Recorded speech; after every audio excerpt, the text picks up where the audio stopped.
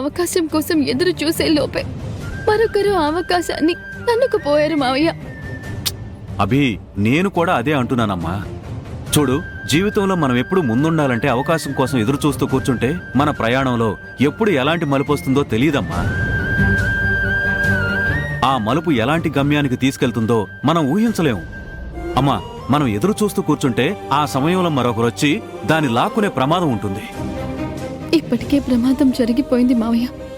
నేనే రాహుల్ బాబు చిన్ననాటి స్నేహితురాలిని అని చెప్పాలనుకున్నాను. చిన్నప్పటి నుండి ఆయన ఎదురు చూస్తున్న ఎదురు చూపుకి సమాధానం చెప్పాలనుకున్నాను. ఈలోపే ఆ మాయలాడి నా స్థానాన్ని భర్తీ చేస్తోంది. తనే చిన్ననాటి స్నేహితురాలిని అని రాహుల్ బాబుకి పరిచయం అయిపోయింది. ఇప్పుడు నేనే చిన్ననాటి స్నేహితురాలిని రాహుల్ బాబుకి చెప్పలేను, మీకు చెప్పలేను. అమ్మా అభి, ఏం ఆలోచిస్తున్నావమ్మా? మీరన్నది నిజమే మావయ్య గారు.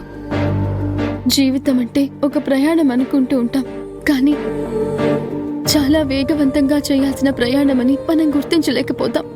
జీవితంలో వేగం ఎంత తక్కువగా ఉంటే అన్ని ఎక్కువ అవకాశాలు మన చేతి నుండి చేయి జారిపోయే పరిస్థితి ఏర్పడుతుంది.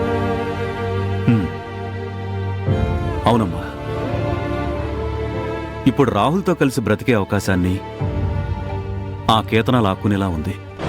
ఇప్పుడు ఏం మాట్లాడుకున్నా ఏం లాభం మావయ్య గారు? కొందరు పుట్టుకతోనే దురదృష్టవంతులుగా పుడతారట. నేను కూడా అలాంటి దాన్నేనేమో. ఏమోనమ్మా అభి, ఒక్కోసారి మనం చేసే పనుల వల్లే మన భవిష్యత్తు ఆధారపడి ఉంటుందేమో అనిపిస్తుంది. కానీ నువ్వెదుర్కొనే ఇన్ని బాధలు చూశాక అదృష్టం దురదృష్టం ఈ రెండూ కూడా మన భవిష్యత్తును నిర్ణయిస్తాయని ఇప్పుడు ఇలా అర్థమవుతుందమ్మా.